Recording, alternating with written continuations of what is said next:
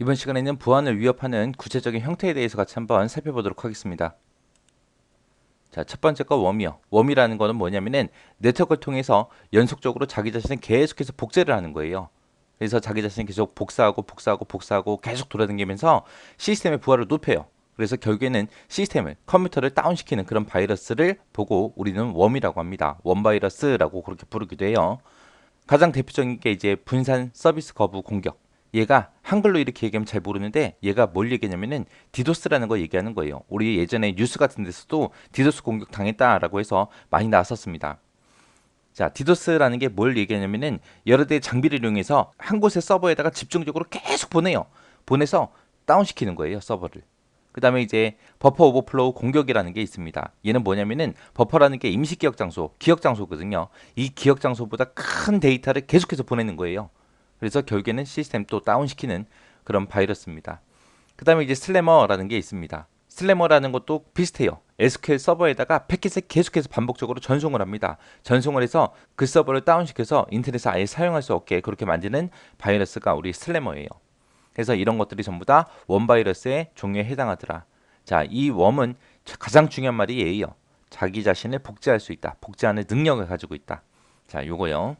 그 다음에 해킹이다. 그러면은 해킹은 이제 다른 사람의 컴퓨터에 불법으로 접근해서 컴퓨터가 됐던 데이터가 됐던 이런 거를 파괴하는 그런 행위를 하는 걸 보고 우리가 해킹이라고 하죠. 그 다음에 이제 트로이 목마요. 트로이 목마도 바이러스예요. 바이러스. 바이러스인데 얘는 정상적인 기능을 작동하는 그런 프로그램 가장에서 프로그램 안에 숨어 있다가 해당 프로그램이 이제 동작할 때 그때 이제 그 바이러스가 이제 활성화가 돼요. 그래서 컴퓨터에서 이제 부작용을 일으키는 걸 보고 우리 트로이 목마라고 합니다. 트로이 목마는 이제 특징이 뭐가 있냐면은 자기 복제 능력이 없다라는 거예요. 웜이라는 거는 자기 자신을 복제할 수 있다 그랬죠. 근데 트로이 목마는 자기 자신을 복제를 못 합니다. 복제 능력이 없고 숨어 있는 거예요. 숨어 있다가 그 프로그램이 실행이 되면 그때 이제 트로이 목마라는 바이러스가 활성화돼서 부작용을 일으키는 그런 바이러스를 보고 트로이 목마라고 합니다. 그 다음에 이제 백도어요. 백도어다 그러면 이제 뒷문 얘기하는 거죠. 뒷문. 이거는 이제 우리 일반 사람들이 쓰는 게 아니라 서비스 기술자가 됐던 프로그램을 유지 보수하는 그런 프로그래머들 있죠. 그런 사람들이 XX 편의를 위해서 만들어 놓은 보안이 제거된 그런 비밀 통로를 보고 우리는 백도어라고 합니다. 우리 일반 사람들이야 그냥 쓰면 되지만 서비스를 만들어주는 그런 기술자나 프로그래머들이 있죠. 그런 사람들은 이제 자주 왔다 갔다 해야 되잖아요. 근데 자주 왔다 갔다 할 때 들어갈 때마다 어떠한 보안 절차를 거쳐야 된다 그러면 너무 불편할 거 아니에요. 그래서 일부러 보안이 제거된 그런 비밀 통로를 만들어 놔요. 만들어 놓고 이제 그 시스템에 이제 무단으로 접근하기 위해서 만들어 놓은 그런 비밀 통로를 보고 우리가 백도어라고 그렇게 부릅니다. 그 다음에 이제 눈속임이요. 눈속임이다. 그럼 말 그대로 눈 속이는 거예요. 어떤 프로그램이 정상적으로 실행되는 것처럼 그렇게 속임수를 쓰는 걸 보고 우리가 눈속임이라고 합니다.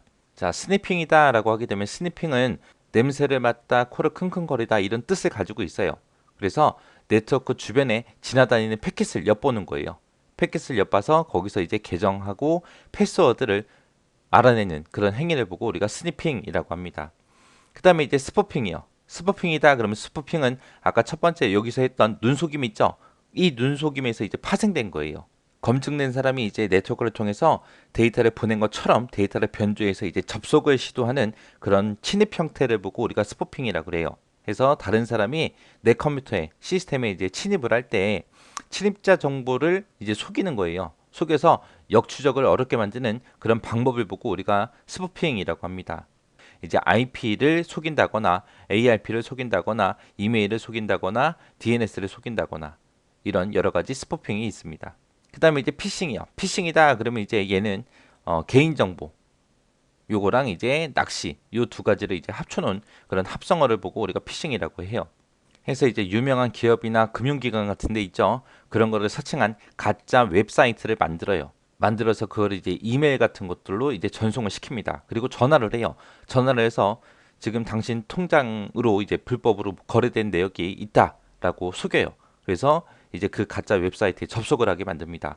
그래서 이제 금융정보나 이제 비밀번호 같은 거 그렇게 입력하기 유도를 해요.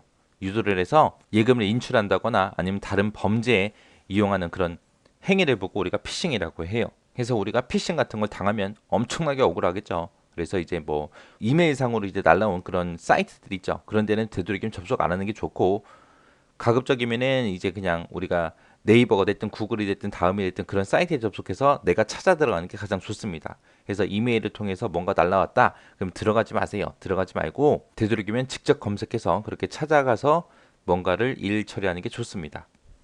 자, 그 다음에 이제 키로거요. 키로거다. 그러면 키로거가 뭐 하는 거냐? 키 입력 캐치 프로그램이라는 걸 설치해서 개인정보를 빼내는 그런 기법을 보고 우리가 키로거라고 합니다. 만약에 키 입력 캐치 프로그램이 설치된 내가 컴퓨터에 앉았어요. 그러면은 이 프로그램 안에 이제 뭐가 저장이 되냐?